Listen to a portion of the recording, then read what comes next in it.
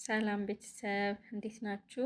ዛሬ ይዤላችሁ የመጣሁት የዱለት አዘገጃጀትን ነው።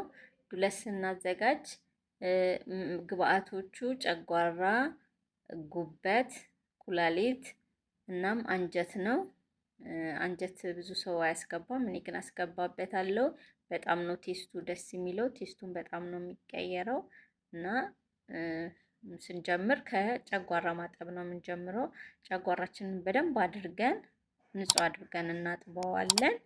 ከዛ ጨጓራችንን በደንብ በውሃ ንጹህ መሆን አለበት፣ ምክንያቱም ሽታ እንዳያመጣ በደንብ አድርገን በውሃ በደንብ እናጥበዋለን።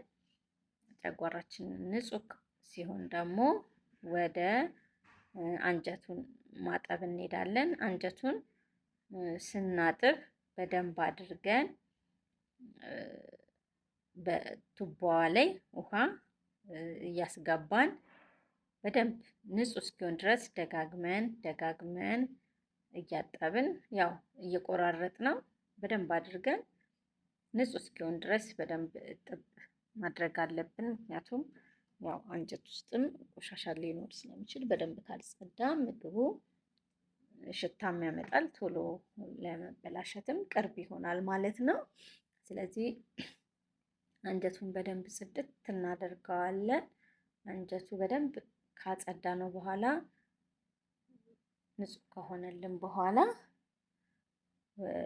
ምንድነው ከዛ ቀጣይ የምናደርገው ደግሞ ጨጓራውን በፈላ ውሃ መላጥ ነው። ምክንያቱም ፀጉሩን ከላዩ ላይ ለማንሳት ግዴታ የፈላ ውሃ ውስጥ ማድረግ አለብን። ውሃችንን መጀመሪያ ላይ እንጥዳለን። ውሃው እስኪፈላ እንግዲህ እኛ ወደ ማጠቡ ነው የምንሄደው። ውሃ እስኪፈላልን አጥበን ጨጓራውንም አንጀቱንም አንድ ላይ እጥብ እናደርገውና ጨጓራችን ወደ መላጥ እንገባለን ማለት ነው። ውሃው ሲፈላ ችን ደርሷል። አሁን የፈላው ንክር እያደረግነው እንደዚህ እየነከርነው እያወጣን እንደዚህ እንልጠዋለን ማለት ነው። ቶሎ ነው ጽድት የሚለው የፈላው እስከነከር ነው። ከዛ እንደዚህ ጽድት ካለ በኋላ ካነሳ ነው በኋላ ፀጉሩን አካባቢያችን ጽድት እናደርግና መልሰን የላጥነው ደግሞ ላዩ ላይ ቀሪ ፀጉር እንዳይኖረው በደንብ በውሃ እናጥበዋለን። ልክ ጽድት ሲልልን ጥብ አድርገን ጽድት ሲልልን ደግሞ ምንድነው አንጀቱንም ጨጓራውንም እሳት ላይ እንጠብሰዋለን ማለት ነው። እሱ እስኪጠበስ ድረስ እኛ ደግሞ ጉበታችንን እንልጣለን። ጉበታችን ላጥ ላጥ አድርገ ነው ከመላጣችን በፊት ያው መታ መታ ስናደርገው ከላይ የሚላጠው ነገር ይነሳል። እሱን ከላጥን በኋላ ደቀቅ አድርገን በእጃችን ነው የምንከትፈው። ኩላሊቱን እንከትፈዋለን። ከዛ አንጀታችንና ጨጓራችንን እንደዚህ በሳት ጥብስ እናደርገዋለን።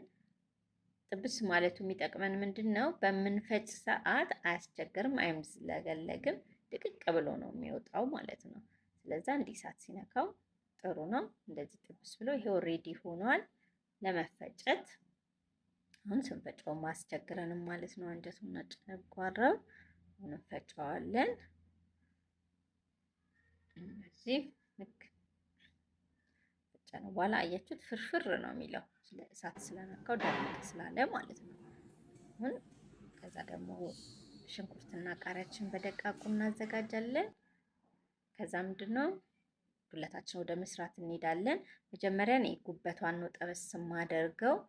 ለምን ጉበቱ ውሃ ነገር ስላለው ትንሽ ጠበስና መጠጥ ሲያደርገው ጥሩ ይሆናል። ዱለቱ አይጨማለቅም ማለት ነው። ጠበስ ካረግነው በኋላ ቀይ ስጋ እናደርግበታለን።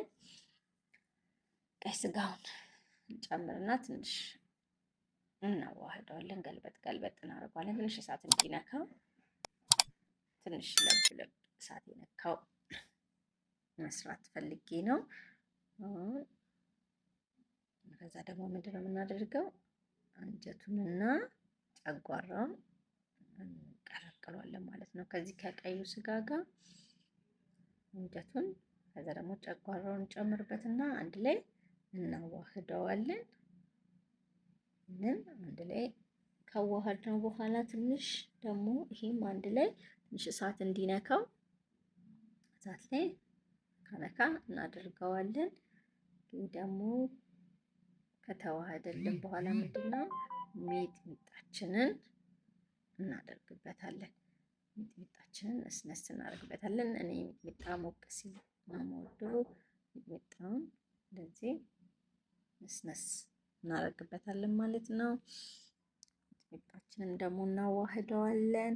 ከዛ ደግሞ ሚጥሚጣው ከተዋሃደ በኋላ ትንሽ ኮረሪማ ጣል እናደርግበታለን። ኮረሪማችንን ነስነስ እናደርግበታለን። እዛ ኮረሪማውን እናዋህደዋለን። ኮረሪማው ከተዋሃደ በኋላ ሽንኩርትና ቃሪያችንን እንጨምርበታለን። ሽንኩርትና ቃሪያውን አድርገን እናዋህደዋለን። ኦልሬዲ በቃ እያለቀ ነው ማለት ነው። ሽንኩርቱ እንደዚህ ከላይ ሲሆን ቴስቱ ደስ ይላል። ለዛ ነው ሽንኩርታችንን እና ቃሪያችንን አዋህደን አሁን እንደውም ቅቤያችንን እናደርግበታለን ማለት ነው። ቅቤውን በደንብ ጨመር ካረግንበት በኋላ ቅቤውን እንደዚህ በደንብ ካረግንበት በኋላ እናዋህዷለን። በቃ አሁን ምንድን ነው የሚቀረን? ሀሞት ይቀራል። ሀሞቱ በጣም ለዱለቱ ጥሩ ቴስት ይሰጠዋል። እናም ለዳይጀሽን አሪፍ ነው። ሆዳችን ላይ ገብቶ እንዳይቀመጥ ያደርገዋል። ግን ሀሞቱን ትንሽ እሳት እናስነካዋለን። እሳት ላይ ጣድ አድርገን ትንሽ ጨርጨር እንዲል እናደርገዋለን። እዛ ሀሞታን ዱለቷ ላይ እናፈስባታለን። ፍስስ እናደርጋትና ከዛ እናዋህደዋለን። አለቀ። አዋደን እዩት። እንደዚህ ዝግጅት አድርገን ወደ ቴብላችን እንሄዳለን ማለት ነው። ምን ይመስላል?